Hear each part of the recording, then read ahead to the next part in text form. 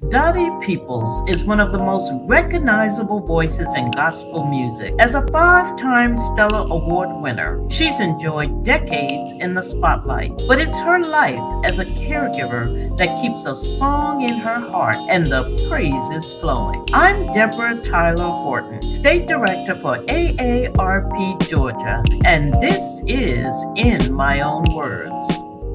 Dottie Peoples, Yes. Songbird of the South. My dear, thank you for welcoming me into your home church. I am so excited to be here with you during this holiday season.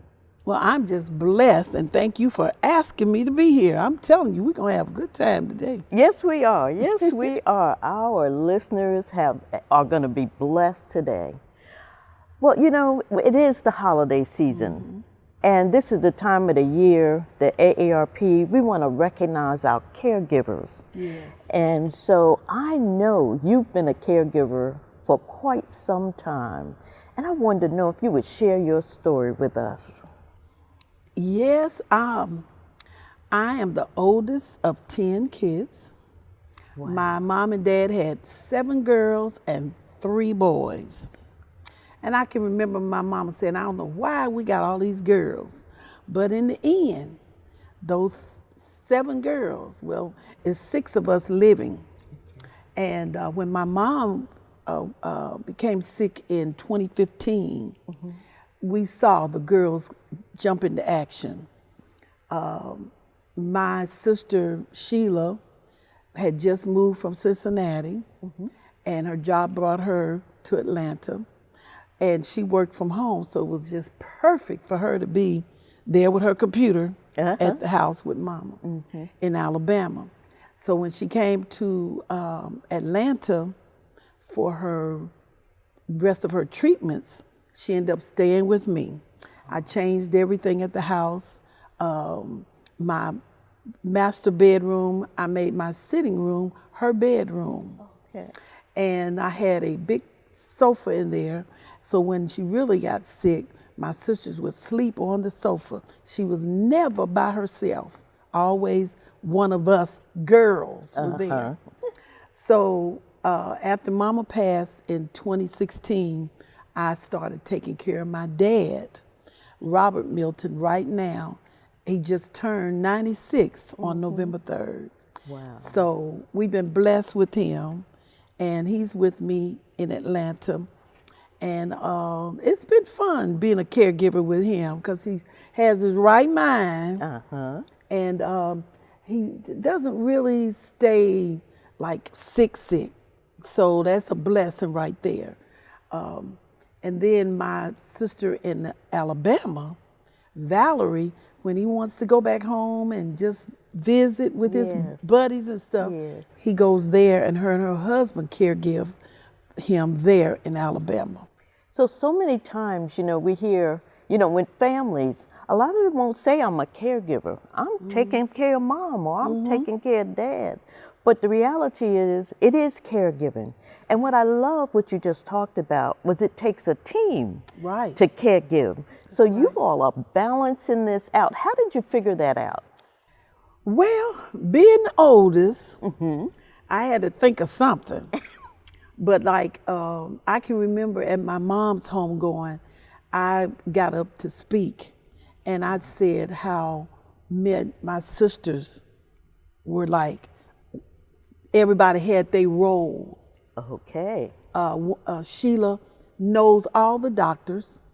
She knows his medications. So she does that. That's her lane. Okay. Then the baby girl who lives here in Atlanta, Tracy, I called her the chef.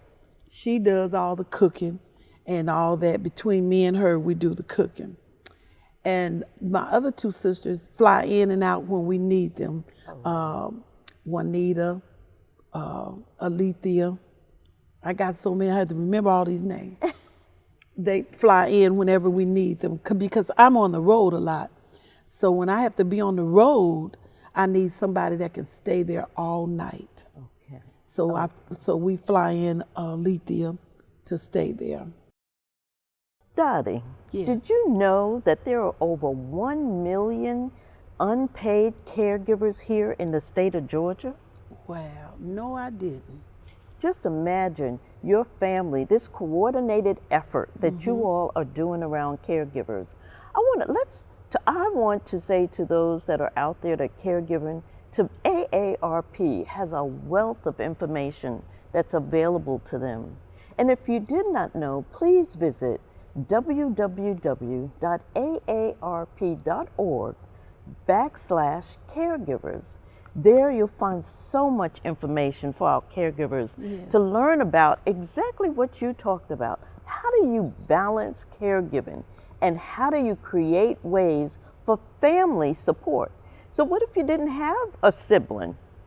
Do you have recommendations on ways that people can engage in getting support, maybe even from their church when they're caregiving for a loved one? Well, personally, I've been blessed. God has blessed me with a talent where I make a nice living, and it's enough for me to be able to take care of my dad the way I want to take care of him. And with the support from my sisters and brothers, then, you know, that's extra. Yeah. But when I go back to what my father has been to us, how he worked, retired from General Motors, never missed a day of work, and then just being who he is makes me want to just do what I can for him. But everybody may not be able to do that. So it would be really, really good for them to go to AARP and find out how they can make ends meet, you know, with trying to take care of their loved one. Because it gets expensive now. Because daddy's medicine is expensive. And he's on breathing machine. That guy got so much stuff in my house now. I think I'm the hospital. Oh goodness! But you know, but his insurance and everything takes care of it. But everybody's not that blessed. That's right. So we do want to remind people that AARP has a wealth of information, all kinds of resources for our caregivers who are listening today. And if you're not the caregiver, but you know of a caregiver, please share with them the AARP resources and how they can get more information. Now, Dottie, you talked about, we all know that you are the songbird of the South. And blessed to still working, performing, and how do you balance that? Have there been challenges of balancing that and caring for your dad? Well, you know, the balance hit all of us in 2020. When I sat there in my living room watching CNN, and they said COVID had hit, and everything, every booking we had from January on down was canceled. And I looked at his little bald head, and I said, Lord, how am I going to take care of this man right here? But you know what? God made a way, and he's still making a way. The bookings are still there. Now we're starting to work more, and it's been a blessing. But I had to balance it. Yes. I had to, honey, my house looked like Sam's warehouse. I bought everything you could think of. I got paper towel. My sister said, what are you buying all this stuff for? I'm preparing, you know, for what's to come. But you know, God is good, and he'll give you that sense of how to really just balance everything. So I know you talked about your siblings. It's the holidays. And so that's what we're talking about here today. We want to think about those who've been caregiving all year, and I hope that people take time to stop and thank the caregivers and not just wait for the holiday season. But this is a time when we really could say thank you to those who have taken care of our loved ones.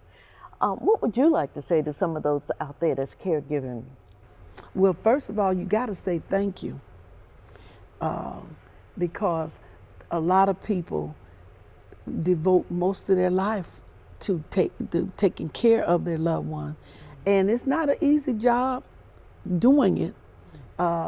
Sometimes I monitor Daddy. I watch. It'd be maybe 3 o'clock in the morning. Daddy getting up. What you getting up for? But you got to watch him, and so it takes a lot out of you. And I've seen it wear on a lot of people. I'm just blessed. It haven't wear, you know, start making me look older or tired or anything. But a lot of people, it wears on them. But you got to say thank you to them because they've devoted their lives to taking care of their loved one. Well, hold that thought right there. We're going to take a break, and when we come back, we're going to talk about caregivers taking care of themselves. Yes. Your aging parents are moving in with you, and you're excited to have them, but you're worried they won't feel comfortable in your home. The good news is that there are a few changes you can make to ease this transition for everyone. Here are 3 must-dos before your parents move in. Start by creating a safe environment. Take a look throughout your home to see where you may need to make adjustments for your parents' needs. For example, you can update your bathroom by adding things like grab bars, a walk-in shower with an adjustable shower head, and a higher toilet. We recommend toilets be between 19 to 21 inches high to make it easier for an older adult or anyone with mobility challenges to get on and off. Adding a toilet seat riser to an existing toilet is also an affordable and quick option. You can also make changes to address any safety issues around their use of the stairs or increase lighting where necessary.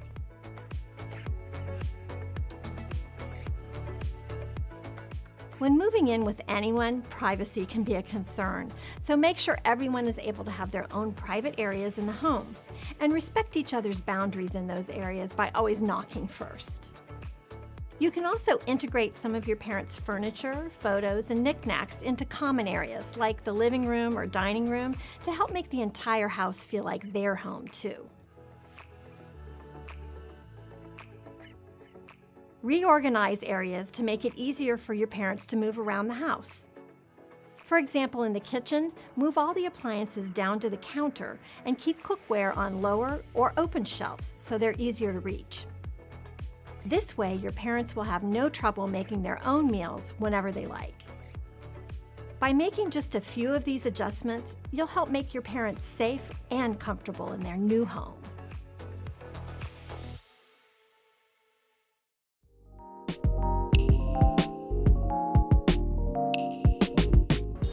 We want to welcome you back.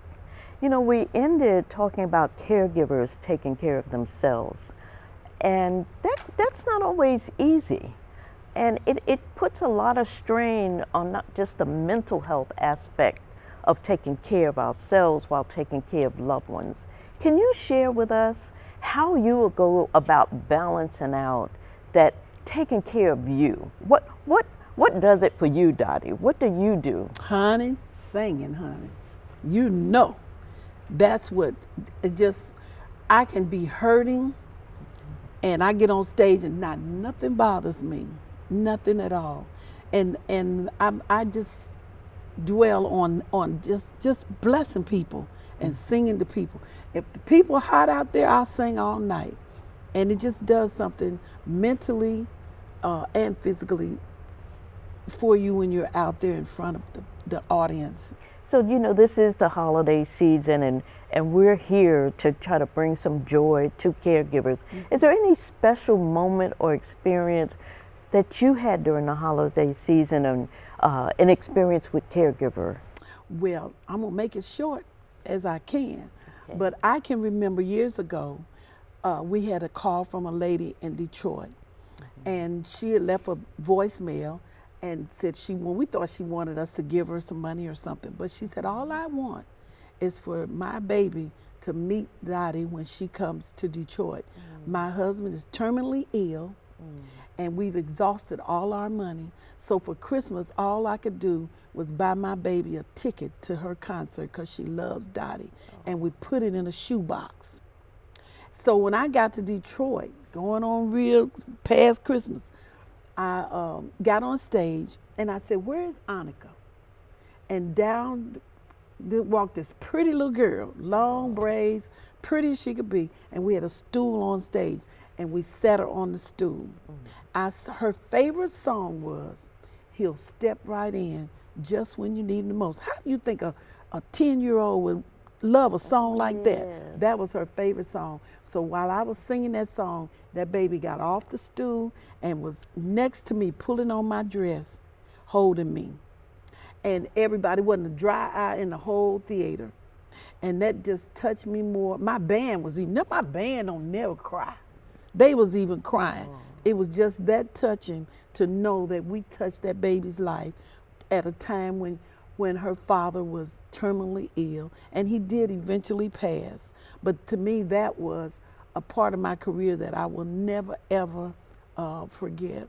So what's so special about this, and I want to thank you for sharing that story, it's the little things you never know Yes. what could make the difference In a a- caregiver's life. And we That's don't right. know what people are going through. Yes. So during this season of giving, we want to remind individuals, if it's a neighbor, a family member, or a friend, to remember to go by, maybe just Yes. say hello, maybe just a thank you or a card or a note.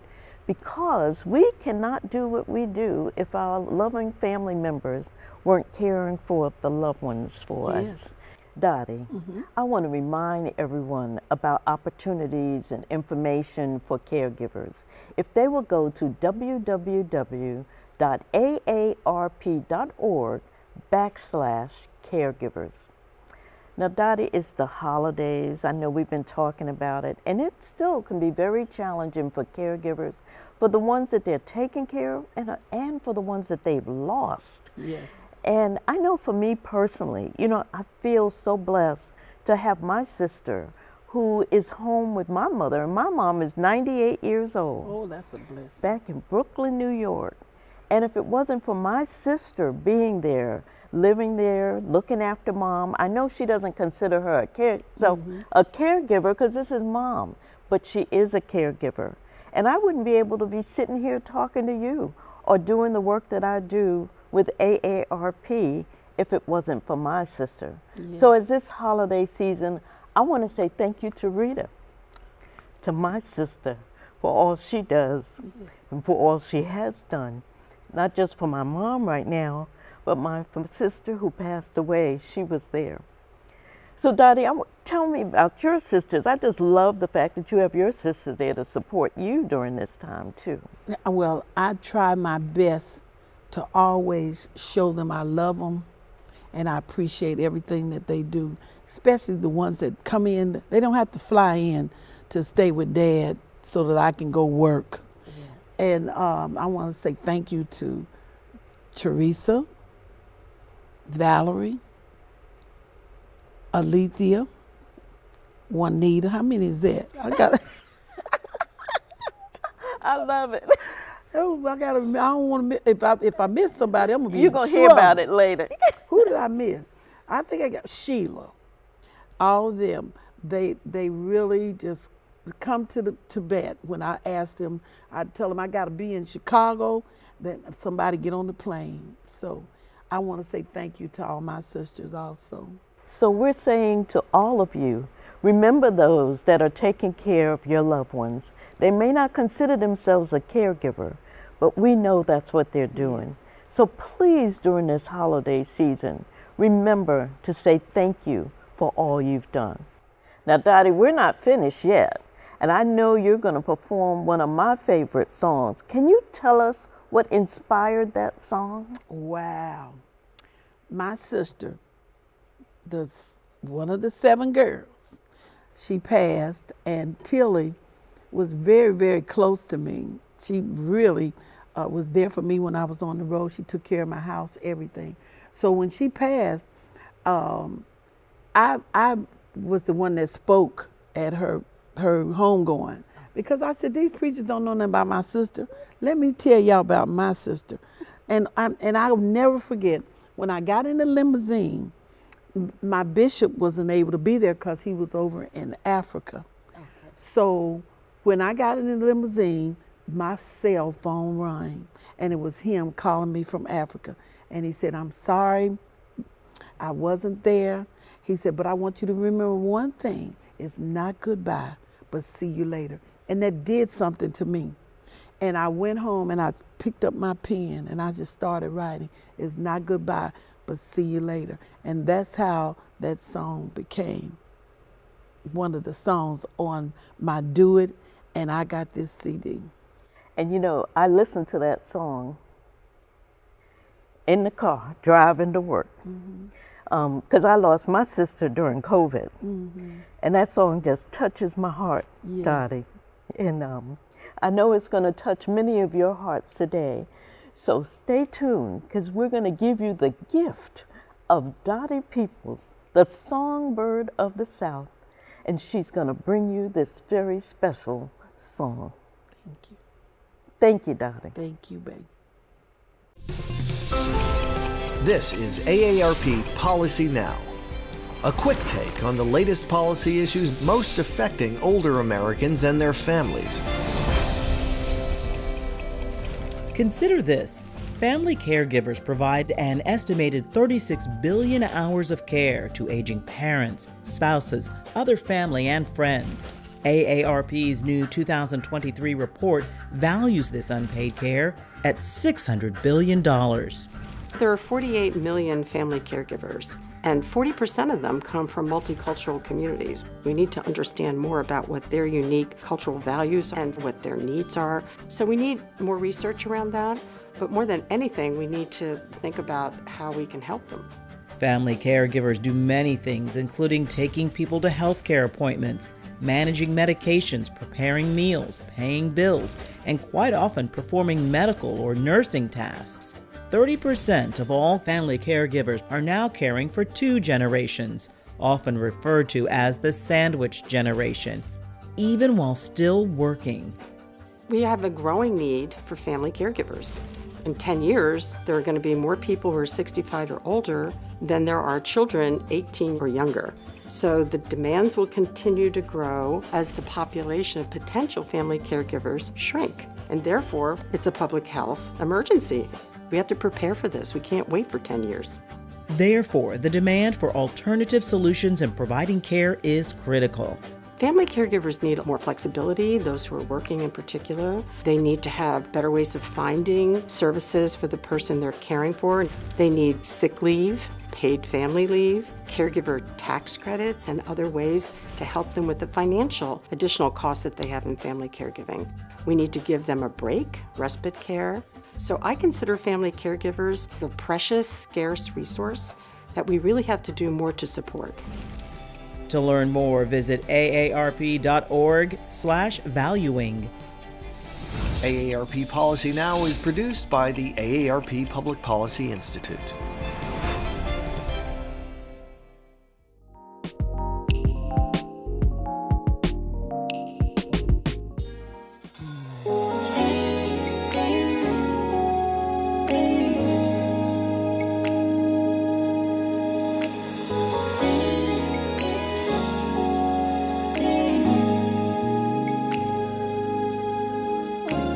I keep wondering why you never say goodbye.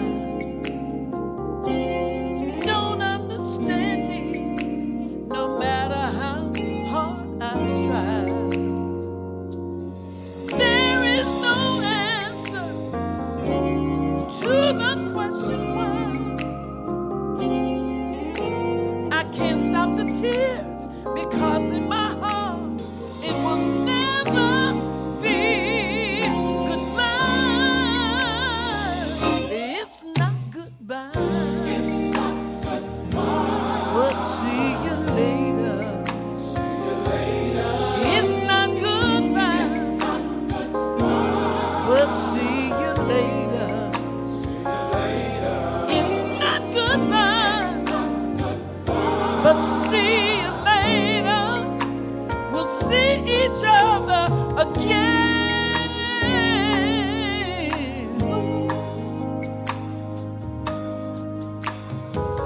We'll see each other again. Listen, I know you're doing fine up there praising God.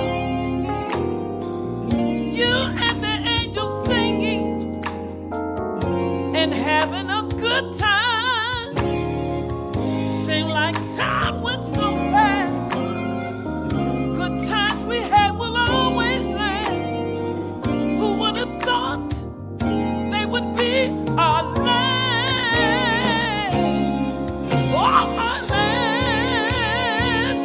It's not goodbye. It's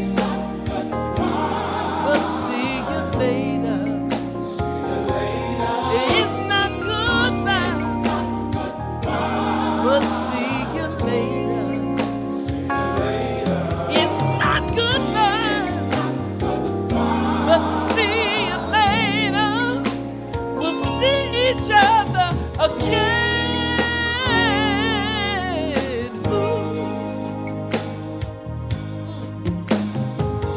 We'll see each other again. It's not goodbye, but see you later. It's not goodbye, but see you later. We'll